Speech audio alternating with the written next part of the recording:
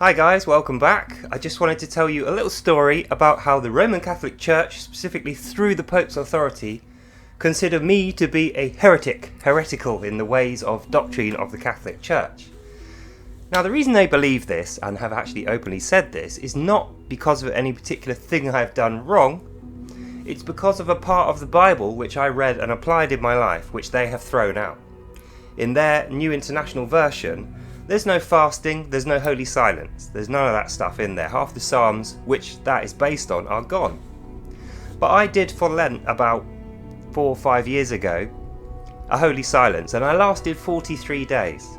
I tried to make it as long as Jesus Christ's time in the desert battling with Satan, being tempted by Satan. And sure enough, 43 days with no words, no text messages, phone calls, none, not a single peep, not a sound, is an extremely long time, and it was difficult to get through. But because the Pope had removed those parts of the Bible, which are in the KJV but not in his Bible, he didn't recognise that.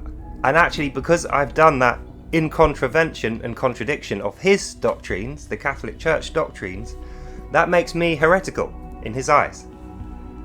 And I should go to confession and confess that as a sin as far as he's concerned, and I just think that's absolutely ridiculous. Now if you think about it, the reason that I did 43 days of silence for Lent, which is a pretty tough undertaking, I did that for Christ. I didn't do it for the Pope or the Church or for anyone else. I didn't do it for myself. I did that as a sacrifice to Jesus Christ for saving me, for saving my life. So I don't think the Pope has any authority to remove those parts of the Bible and therefore to invalidate my claim to having sacrificed my 43 days of talk to Jesus Christ. He doesn't have that authority, but he gives himself that authority. He takes from the Gospels, from Psalms, from the other messianic figures of the classical age, such as Enoch, and gives back to himself and proclaims that he has that authority within himself to lead me, rather than Jesus Christ leading me through the writings of the Gospels, through the Bible. And that is my main problem with the Roman Catholic Church. It's not that I don't agree with the Roman Catholic Church, or the building, the bricks and mortar churches, they're all lovely. All the Catholics that I've met generally are really nice and are all faithful. But it's the Pope. He doesn't have the authority to do that. He can't make that call. And making that call is an affront to Christ's authority, because Christ says in the Bible that's his job to do. Christ is the head and the leader of the flock.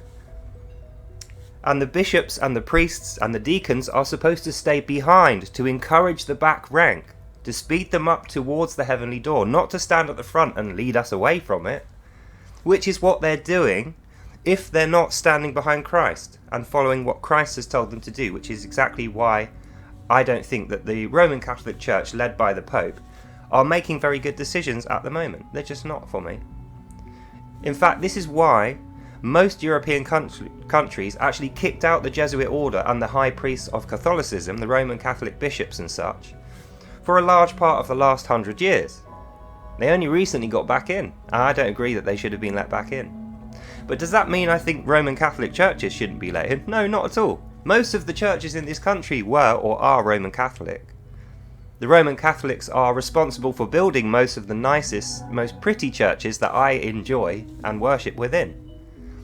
But the thing to remember, and this is the conclusion of this video, is when I go into those churches to worship, I bring my own Bible, King James 5.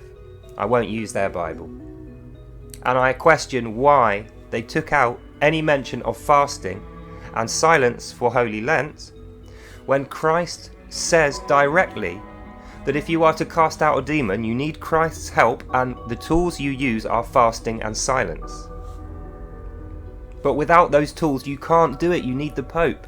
And that's what he's going to tell you to do. He's going to tell you to fast and be silent. So why does the Pope wish to take those tools off the apostles, out of the Gospels, off of Christ, off of me, and then offer them back to me if I confess sins directly through him rather than to Christ?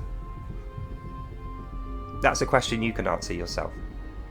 But it's worth answering, and when you get to the end of that logical train and you find the answer, which by the way Christ has already answered in the Bible, then you will notice and realise why, although I love Catholics, I think Catholics are great, faithful people, I don't follow the Roman Catholic doctrine, and I think it's misled.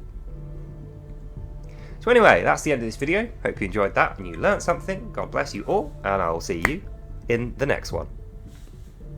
Bye now. And also, can you imagine the Pope doing 43 days of silence? He wouldn't be able to do it. He'd just make a load of excuses how his worshippers needed him and not Christ. So think about that. God bless you all, and I'll see you lovely people in the next one. Bye.